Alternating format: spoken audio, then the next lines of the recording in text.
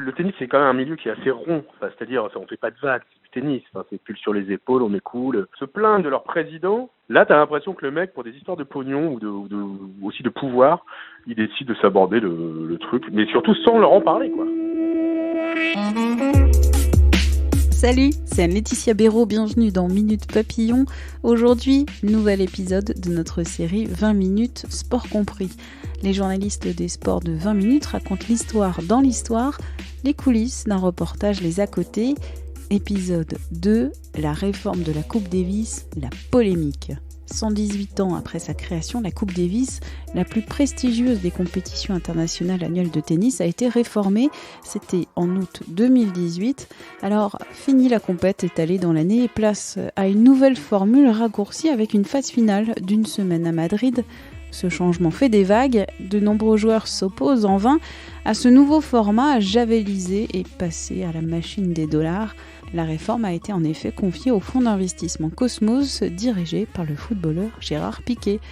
Retour sur le grand week-end du 14 au 17 septembre 2018 au Stade Pierre-Mauroy à Villeneuve-d'Ascq, à l'occasion de la demi-finale de la Coupe Davis entre la France et l'Espagne. Les joueurs ont appris la nouvelle, ils font la gueule.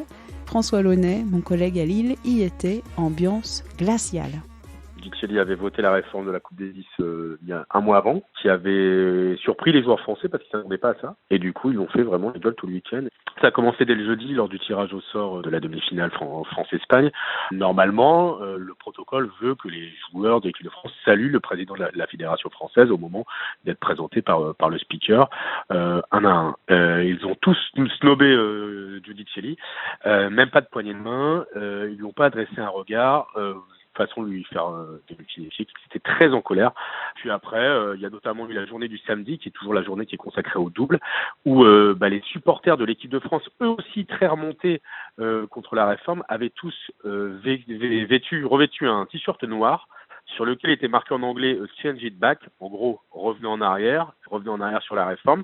Donc forcément des supporters tout en noir, alors que d'habitude ils sont en bleu à l'écran, ça saute aux yeux, sauf que Giudicelli, prévenu de cette façon de faire de la part des supporters français, avait demandé à tous les officiels, dans la tribune officielle, de revêtir une chemise blanche et une écharpe bleu-blanc-rouge pour bien faire la différence entre les officiels et les supporters. Il a été comme ça tout le week-end, au point que le week-end se termine. La France est qualifiée pour la finale de la Coupe Davis, la dernière finale de la Coupe Davis dans ce format-là. Et là, en gros, ils se lâchent tous. Yannick Noah dit de toute façon que ça sert à rien de leur expliquer, ils ne comprennent rien en parlant des dirigeants. Et un joueur comme Lucas Pouille dit de toute façon, ce sont des gens qui vivent dans leur monde, ils ne nous écoutent pas. Il faut savoir que Giudicelli n'a pas eu accès au vestiaire de l'équipe de France. Il est quand même président de la Fédération française. Les joueurs ne voulaient pas le voir. Ce qui est aussi étonnant, c'est que Bernard Giudicelli, d'habitude, chacun défend un peu ses opinions. Il est resté dans ses petits souliers. Il s'est pas montré du week-end. On l'a pas vu médiatiquement. De façon de dire qu'on a le sentiment qu'il n'assumait pas sa décision, qui a provoqué vraiment la colère et la grogne des joueurs français. Retour aujourd'hui à Paris avec mon collègue Émeric Le Gall. Il va nous expliquer un peu plus les dessous de ce week-end mortel de septembre 2018 et la personnalité controversée de Bernard Giudicelli, le président de la Fédération française de tennis. Je pense qu'il faut revenir un peu avant, un an avant de cette histoire, un peu en amont pour comprendre aussi pourquoi il y a déjà une animosité entre Giudicelli d'un côté et les joueurs, Yannick Noah qui est le capitaine de l'équipe de France de l'autre. C'est pendant ce Roland-Garros 2017, donc on est fin mai, début juin, et quand ça sont assez catastrophiques. Et là, il avoine, il défonce un peu tout le monde, et il défonce les joueurs français, nommément pour certains, notamment Lucas Pouille, donc c'est quand même assez rare dans le milieu, et ça détonne un peu, quoi. Donc eux directement ils disent le nouveau boss qui arrive, sympa le mec, quoi. La réforme de la Coupe Davis change quand même beaucoup de choses pour le monde du tennis à la française. Ça change tout pour beaucoup de personnes qu'on a interrogées tout au long de ces derniers mois. Ça sonne vraiment le glas. Elle avait quelque chose de vraiment particulier. On va revenir très rapidement sur ce que c'était, mais avant c'était donc sur 4 week-ends par an, les nations s'affrontaient, 3 sets gagnants, et donc c'était surtout le format qui était important, c'était extérieur domicile. Donc il y avait forcément des ambiances qu'on retrouverait plus dans des stades de foot avec les ultras. Ça braille, ça gueule, ça vit. C'est pas le tennis qu'on a l'habitude de connaître à Wimbledon ou dans les grands chelems ou voilà. Très politisé. Exactement. Celle-là, c'était fiesta. Il y avait un côté dingo, un peu électrisant, où un public peut se mettre à frissonner un dimanche après-midi devant un match entre Jérémy Chardy et Steve Darcis. Ça prenait, et il y avait vraiment quelque chose d'assez passionnant, au moins dans l'ambiance que ça générait. La nouvelle Coupe Davis, c'est sur terrain neutre. Un pays, une semaine, 18 équipes qui s'affrontent dans ce pays. Donc autant vous dire, là, cette année, c'est à Madrid. Tout va être réuni dans une seule ville. Donc en termes d'ambiance et de chaleur autour du cours, à part les matchs des Espagnols cette année, puisqu'ils seront à domicile, j'imagine mal la salle s'émoustiller pour un Kazakhstan-Chili, quoi. Ce qui aurait pu être le cas si ça avait été joué au Kazakhstan. Et tout est là, en fait. Comment elle est arrivée en application, cette réforme? Il y avait déjà eu un premier projet de réforme qui avait été invalidé. Et il y a donc ce second projet de réforme qui arrive sur la table avec l'arrivée de Gérard Piqué, le footballeur. Donc on a tous envie de se demander qu'est-ce qu'il fout là. Le mari de Shakira. Le mari de Shakira, effectivement. Donc il déboule parce qu'il vient de créer une sorte de fonds d'investissement qui va justement beaucoup investir dans le sport. Il déboule avec ça et surtout la promesse d'une montagne de pognon. En fait, on arrive avec la promesse de donner 3 milliards d'euros aux fédérations et aux joueurs sur 25 ans. Donc on est quand même sur des sommes où, les yeux fermés, on se jette dans le stupre. Et Giudicelli, qui donc était totalement opposé à cette réforme à l'origine, qui avait parlé de concepts mortifères, de ne plus jouer à domicile ou à l'extérieur, c'était mortifère. Mortifère, c'est quand même assez fort. En 15 jours, une petite discussion avec Gérard Piqué, un serrage de paluche, et puis hop, finalement, monsieur Giudicelli est pour la réforme.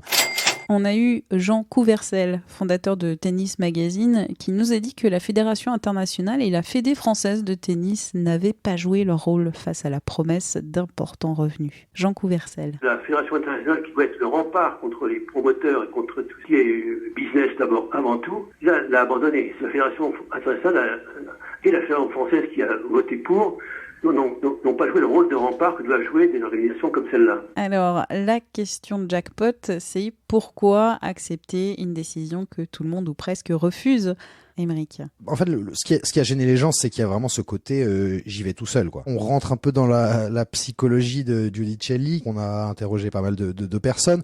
Beaucoup nous disent qu'on est face à un personnage assez particulier, extrêmement ambitieux. Bon, ça sur le papier, c'est pas une insulte d'être extrêmement ambitieux, mais surtout qui navigue un peu à vue au gré de ses intérêts personnels.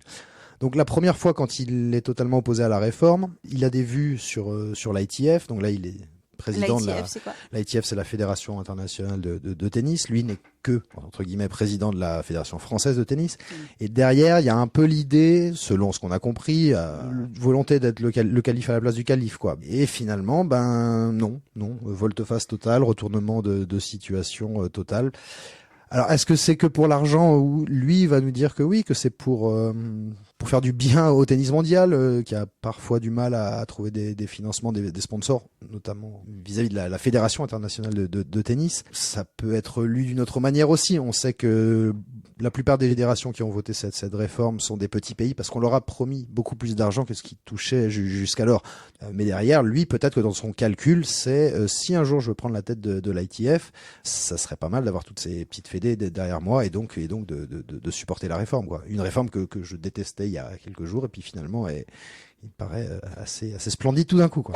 Face à la fronde qui est en train de naître, parce qu'il y a vraiment une fronde qui naît, tous les opposants réussissent à monter une assemblée générale extraordinaire pour au moins en parler. Et donc il y a eu un vote quand même au sein de cette assemblée générale, et encore une fois on nous dit que c'était déjà acté, cette assemblée générale extraordinaire n'a servi à rien, et donc qu'il n'y avait pas débat. La phrase qui revient, c'est le management par la peur. Les personnes n'ont pas beaucoup envie de s'exprimer, certaines pouvait être opposé à lui sur cette question de la réforme, mais derrière ça veut dire perdre des subventions, ça veut dire perdre des postes, ça veut dire perdre ceci, perdre cela. C'est très politique. On nous racontait que son surnom à la FFT, dans les couloirs, quoi, entre eux, c'est Kim Jong-un. On a eu Emmanuel, professeur de tennis pendant 20 ans et créateur de la page Facebook La Coupe est pleine.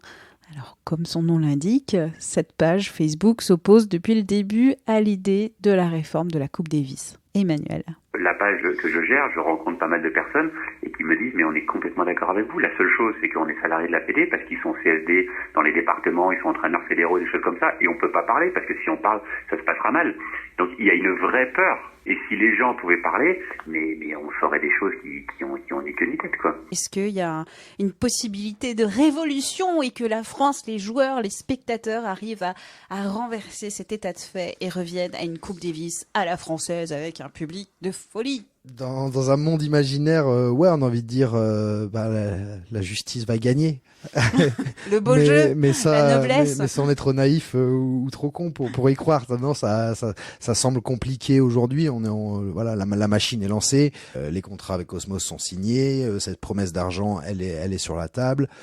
Maintenant, tout va dépendre. Est-ce que la semaine à Madrid va être un fiasco total? Si les ambiances sont bidons, que les audiences sont bidons aussi, que les sponsors ne se pressent pas au portillon, est-ce que à l'avenir il y aura peut-être une nouvelle réflexion? Là, ça paraît quand même compliqué de l'imaginer quand même aujourd'hui. Je veux dire, ça a été entériné.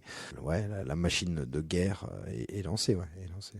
Alors ça, c'est pas du tout positif. Et on va finir alors sur la trajectoire personnelle de Bernard Giudicelli, président de la Fédération française de tennis. Quelle est-elle, selon toi? Les connaisseurs de tennis et ceux qui travaillent aujourd'hui, eux, ça leur sera très certainement une trace pour eux.